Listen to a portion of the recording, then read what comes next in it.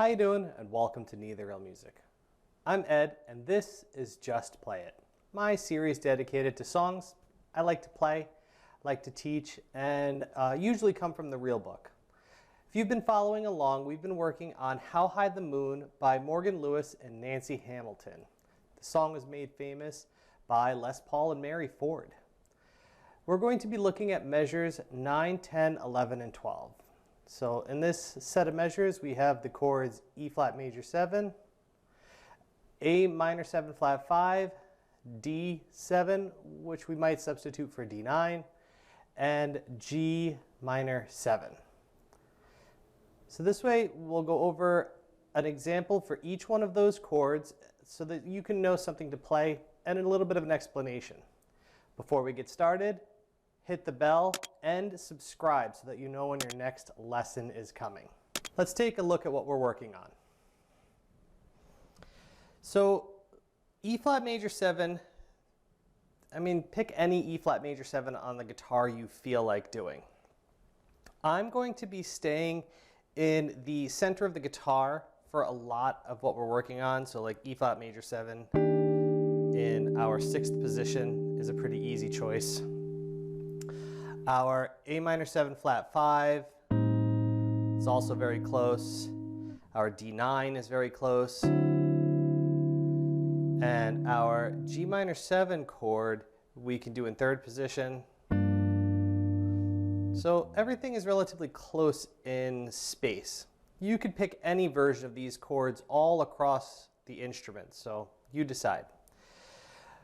For the E flat major 7, we're just going to do a plain E flat Ionian scale.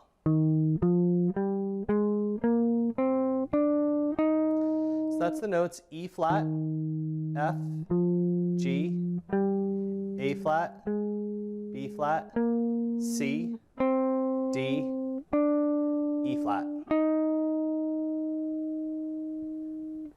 So let's go over this 2 times, once with time and a second time with a tab so you could just follow along.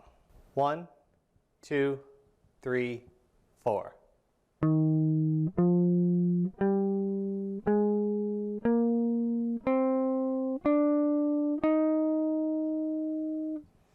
Now let's try that with a tab. 1, 2, 3, 4.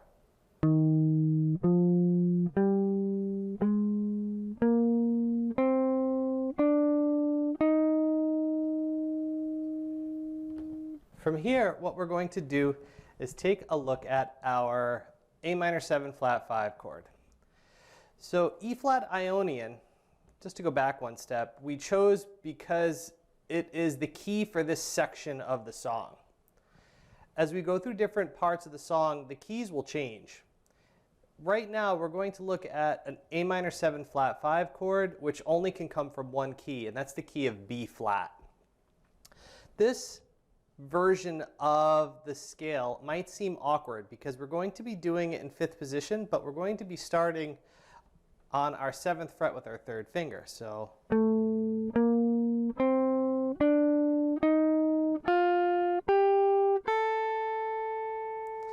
we're going to have the notes A, B flat, C, D, E flat, F, G, and A again.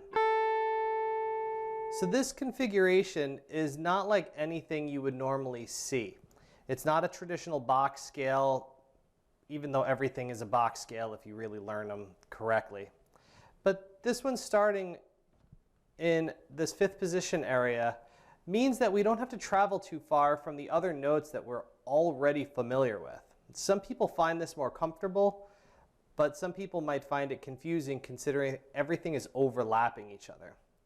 If you ever want to make this easier, just pick any B flat major scale that you are comfortable with on the guitar and play that, but start on the note A.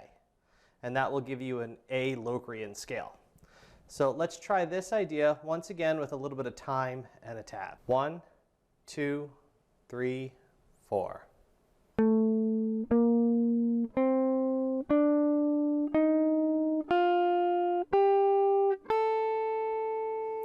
Now let's check that out with the tab. 1, 2, 3, 4.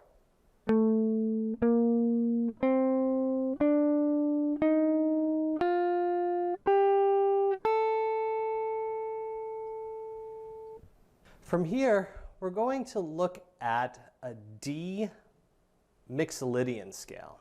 So D Mixolydian comes from the key of G.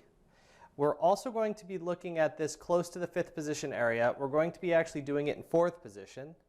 So it'll look very close to your standard major Bach scale with one difference.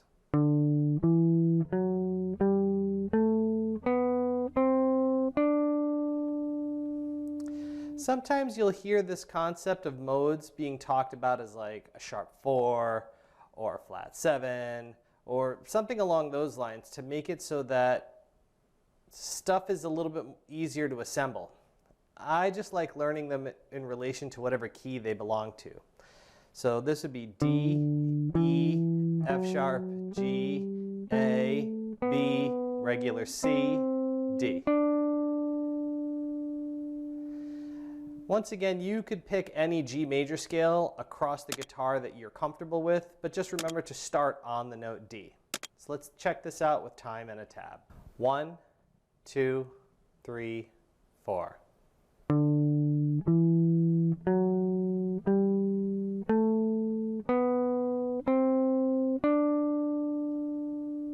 Now let's check it out with the tab. 1, 2, 3, 4.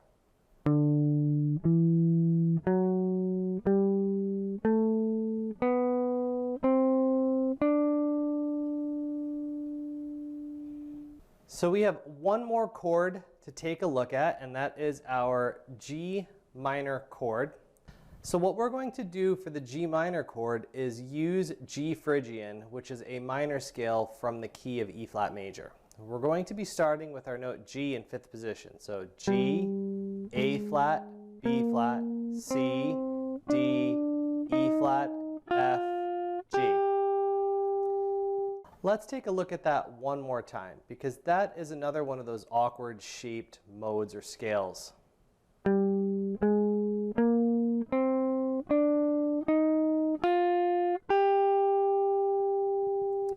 Let's take a look at this with some time and a tab so you can practice.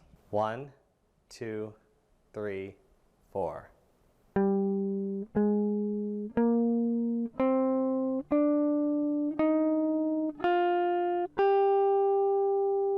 Okay, let's take a look at that with tab now. 1, 2, 3, 4.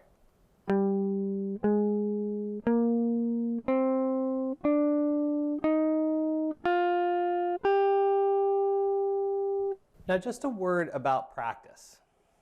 Each one of these are just examples. You should start out by getting used to the basics for each one of these. So basically learn to associate this E flat major chord with the E Ionian scale, this particular G minor chord with the G Phrygian scale. But if you're in a live solo situation, you have to realize where you are in the song, and that's going to mean having to change the type of scale you're using along with the chord that's passing by. Now, you don't need to overplay, so there doesn't need to be something on everything. However, if you are going to put something on a chord, you want to make sure that what you're putting on that chord sounds good and fits. So sometimes you want to look at what is similar between different scales so that you know where you could start and stop. So in this case, this 3rd string 5 and 7, those two notes are actually common between every single one of the scales that we have. So that's a good safe area. It could also lead to kind of dull playing, once again, if you overuse that area, but it is a home base. It's a place to know that if I play one of these two notes, I will always be right during this section of the song. From here, what we're going to do is I'm going to give you this group of chords in time on a piano so that you could practice along, and you'll see the chord change go by. This way you could pick something from the various scales that you've worked on to practice along with. I'll start you off so you can hear some basic examples, but then it'll be on you to take this and practice it. E flat, A minor 7 flat 5, D7, G minor 7. A minor 7 flat 5, D7 again, and now we're going to start the solo.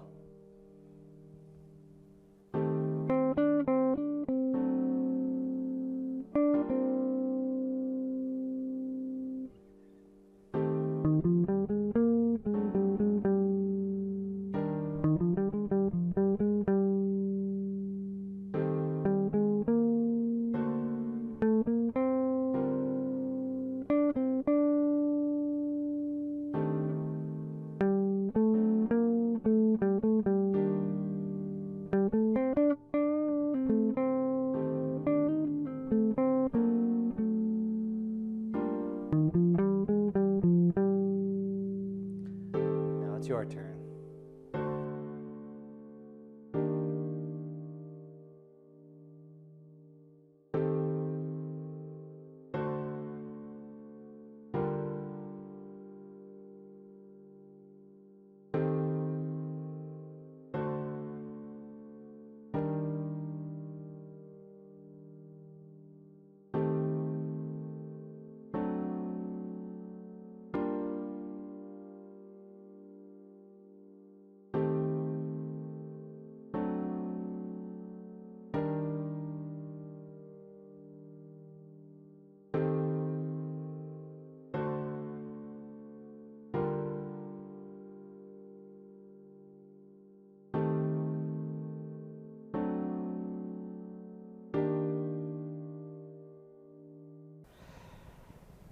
If you have any questions, please put them in the comments below.